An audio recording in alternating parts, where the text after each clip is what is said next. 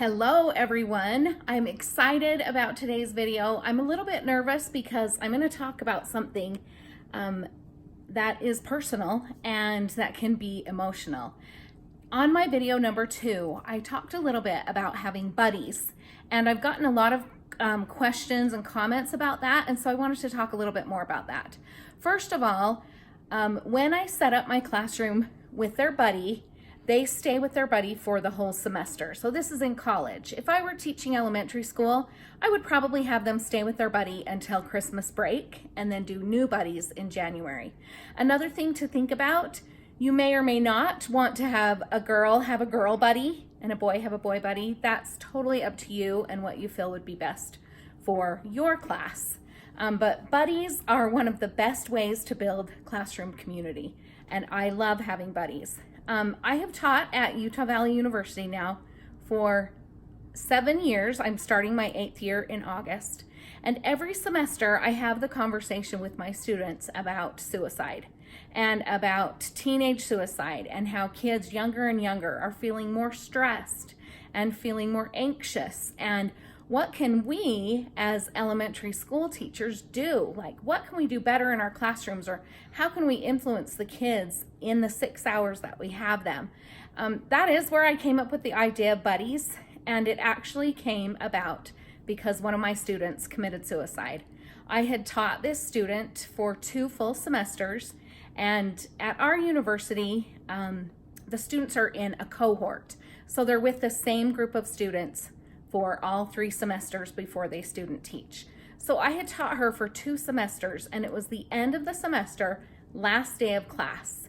And in my class, I teach language arts, and I also teach classroom management. And I'm going to share a lot of things from those classes as my channel grows. But in the language arts class, my students have to keep a notebook, and I'm going to share how to do a notebook in your classroom as well, a creator's notebook. But on that last day of class, the last time I ever saw Rachel, she came up and handed me her notebook, and I could tell she was stressed. I had no idea how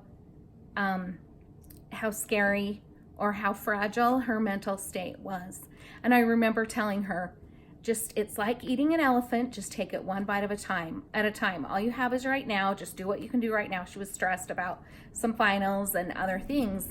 And like I said, that class, we were very close. We'd spent all of fall semester, all of spring semester together.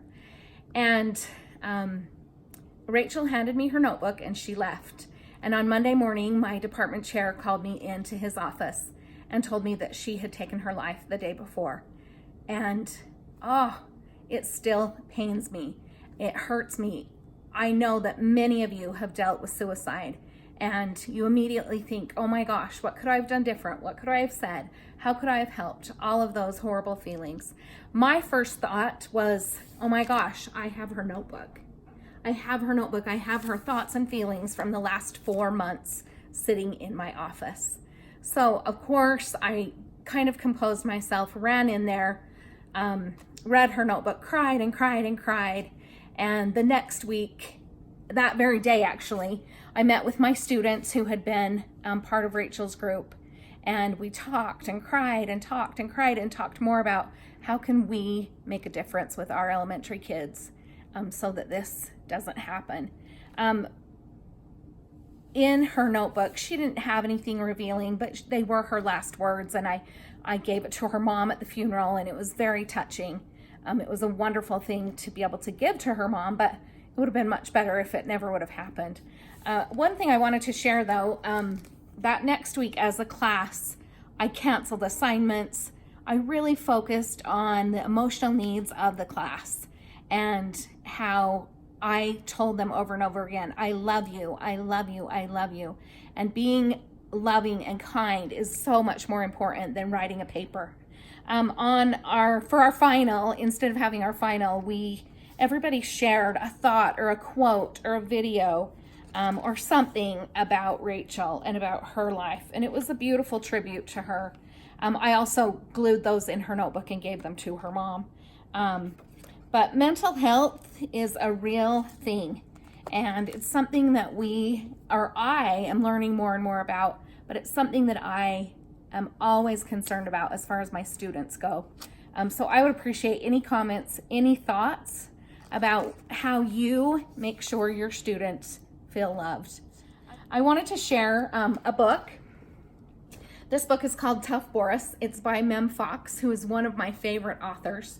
And in Tough Boris, the little boy, he meets a pirate and they go on adventures. And at the very end, the pirate cries. He cried and cried. This is one of those books that I think is a great one to share when students are dealing with something hard. They will.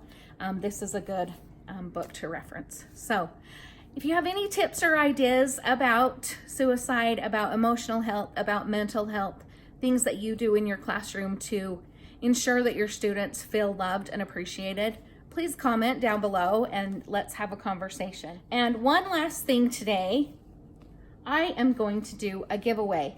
This book is called I Can Be Anything, Don't Tell Me I Can't by Diane Dillon. It's brand new, and I'm going to send it to one of you. If you'll do 4 things for me. Number 1, like my page, my video. Number 2, subscribe. Number 3, comment down below. And number 4, share this post with someone. And then I'll randomly select one of you, and I will mail you this book. So have a great day, everybody. Cheers to being a teacher, and go out and change the world.